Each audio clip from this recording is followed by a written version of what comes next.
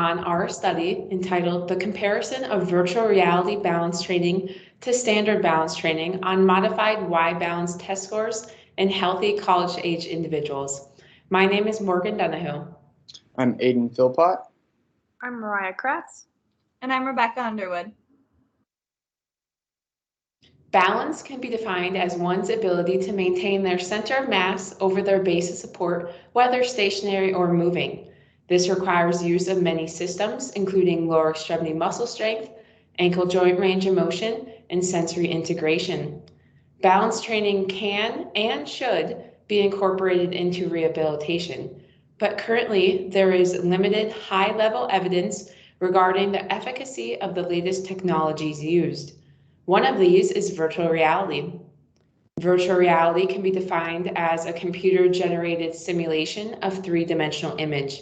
This allows for a full immersion experience. Depending on the chosen game within the VR software, different tasks can be performed without necessarily being in that environment or having the necessary equipment to complete that task. Compared to standard balance training, virtual reality tends to allow for higher intensities to be met due to the ability to alter different visual cues. The accessibility of virtual reality is limited, potentially due to the fact of the high cost of the equipment. Clinics may not own the needed equipment to complete this as an intervention. Furthermore, clinicians may be unaware of the effectiveness of virtual reality as a balance training intervention. Within the literature, virtual reality studies are limited. Current patient populations studied include the elderly, Parkinson's disease, multiple sclerosis, and post-stroke. They have found noted improvements in Berg Balance Score, Timed Up and Go, Functional Reach Test, Postural Sway, and 10-meter walk test. Where the evidence is especially lacking is in the healthy, college-aged individual population, as the few studies that are out there are conflicting. The purpose of the study was to analyze the effects of VR balance training in comparison to SBT in healthy college-age students to provide further evidence on if VR balance training improves modified YBT scores more than SBT. Our hypothesis for this study was that VR balance training will improve modified YBT test scores in healthy college-age students more than SBT due to the immersive nature of VR. Our study included 13 participants. There were 3 males and 10 females, recruited from Clark University via word of mouth and mass email. The mean age of our participants was 21.3 years old and an age range of 19 to 26. Participants were included in our study if they were a Clark University student, aged from 18 to 27, and they were excluded from our study if they reported any current upper or lower extremity musculoskeletal injuries. This was exclusion criteria due to the required participation in single and double leg balance activities, as well as object manipulation with the upper extremities. Additional exclusion criteria included seizures, motion sickness, history of vestibular, ocular, or other sensory disorders. Our protocol began with each participant completing an informed consent. Then they completed an intake questionnaire, which included questions such as whether or not they were in a sport currently, and if so, which sport, their dominant extremity, previous history of lower extremity injuries, or any musculoskeletal injuries at the time. They then completed a baseline modified Y balance test in which I was the person who performed this test, and I was blinded from which session each participant was allocated to.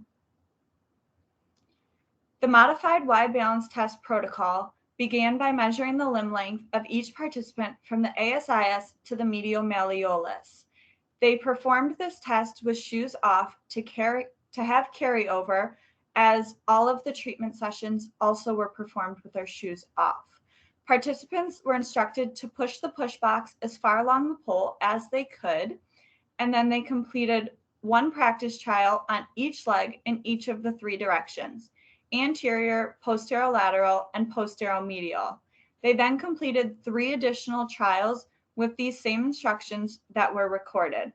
Trials were repeated if the participant could not return back to the center position under control, if they reached down at all during the trial, or if they kicked the push box. The 3 trials were recorded and averaged on each leg in each of the 3 directions.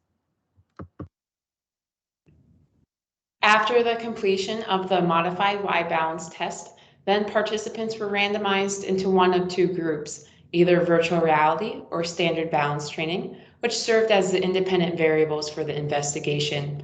After randomization, the participants were then contacted by their respective researchers. Aiden led virtual reality, and Mariah and I led standard balance training. The participants were instructed to sign up for 2 30-minute sessions for 3 weeks in duration. These 30-minute sessions consisted of 20 minutes of balance training interventions, whereas the other 10 minutes were allocated to setup, cleanup, and instructions.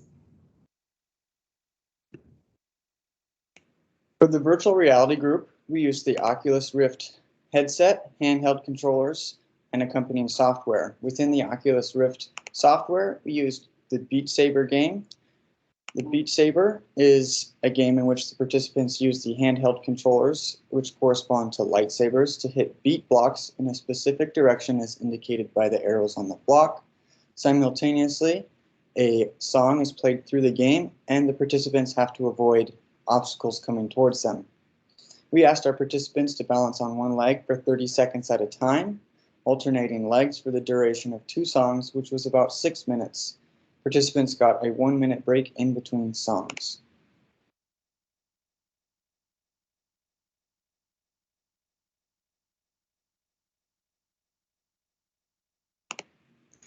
The other game we used was Richie's Plank Experience. Richie's Plank Experience is a simulation where the participants enter an elevator at a ground floor. They ride the elevator up for a few seconds, and then they reach the top of a skyscraper. The doors open, and a plank is revealed to be suspended over air. From there, we asked our participants to tandem walk for 2 sets of 150 seconds at a self-selected speed.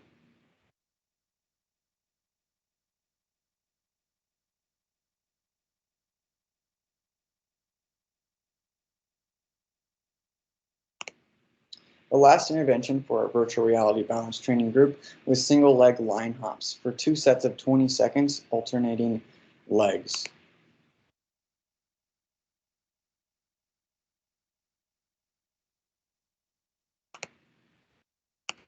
In the standard balance training group, we challenged dynamic balance in single and double leg positions. We created our own protocol for the standard balance training group. It consisted of 3 different interventions. The first being single leg ball catch, followed by tandem walking on a balance beam RX pad, and forward-backward single leg line hops. First, the participants performed single leg ball catch. They would stand on one limb for 30 seconds in duration, and they would alternate limbs every 30 seconds to a standardized song length. The song was selected from the virtual reality song that was played to remain consistency between the groups. While they were in this stance, they were catching a 1 kilogram medicine ball that was thrown at them in various directions by a researcher. Second, they performed a series of tandem walking on a balance beam RX pad, and they did this 3 times. And lastly, they performed single leg forward-backward line hops. They did this on each limb for 20 seconds, twice. After the 3 weeks of intervention groups, they completed post-test modified Y balance test with the same instructions as the baseline. For our data analysis, we compiled all of our modified YBT scores into Excel. From Excel, we exported our data into IBM SPSS version 28 and Intellectus statistics to complete our various statistical tests. The first being getting all of our descriptive statistics. From there, we used paired sample t-tests and multivariate tests to compare our groups. These groups being standard balance training versus virtual reality balance training, as well as pre to post intervention for both of these respective groups. Additionally, we used the groups from our intake questionnaire and analyzed them as well, those being gender, dominant extremity, if they play a sport, and if so, what sport, as well as any history of lower extremity injury. For our results, we found that our data was normally distributed. With virtual reality, we found no statistical significance pre to post intervention, as well as there was no statistical significance comparing virtual reality to standard balance training reality, standard balance training. Furthermore, comparing our different groups yielded no statistical significance either. However, we did find a statistical significance pre to post intervention with standard balance training. Here you can see the paired t-test table for pre to post intervention for standard balance training. You can see the p-value is less than 0.05, indicating its significance, and then the other numbers are the means and standard deviations of the modified YBT scores for the standard balance training group. Here you can see the paired t-test pre to post intervention for the virtual reality balance training group, and you can see it's greater than 0.05, indicating that it was a non-significant result. However, you can still see pre to post tests that the means are trending towards improvement. The main limitation of our study was that the study was conducted during the COVID-19 pandemic, which posed further limitations for us. The first being small participant size. We only had 13 participants in our study, but we would like to especially note that the next limitation was participant dropout. Of these 13 participants, only 11 of them were actually able to finish the 3 weeks of training sessions. 2 subjects out of the virtual reality group had to drop out of the study due to COVID-19 quarantine protocols, as well as due to a sporting injury. With this, we lost 2 subjects, or 4 data points from both of their lower extremities, or 33% of the data. It was not appropriate to trim 33% of our virtual reality group data. Thus, we had to use the last value carried forward, meaning that the participants that were dropped out from the study, they kept the same modified Y-balance test score from pre-test to post-test. Of course, we hypothesized that if these subjects were actually able to complete the full 3 weeks of training sessions, their balance would have indeed changed from pre-test to post-test. This further limits our ability to find statistical significance in the virtual reality group. Due to losing 33% of the virtual reality group data, this dampened our likelihood of finding statistical significance here. Future research should consider including more participants, as the data is still limited in the college healthy age population. Additionally, they should continue with a 3-week time frame to determine if balance improvements are likely between intervention groups. And in our study, we had a participant that reached the end of a Y-balance stick. So the future considerations are to consider the length of the stick for more accurate data collection. And lastly, they could utilize a different balance assessment tool that may be able to detect difference in balance outcomes between intervention groups. As previously mentioned, we found statistical significance after only 3 weeks of balance training in the standard balance training group. This indicates that as clinicians, when working with this population, we could potentially have shorter plans of care, which could in turn decrease costs for the patient. In addition, we saw significant improvements in the SBT group, which says to the clinicians not to undermine these basic balance exercises, even though the participant might be able to perform more.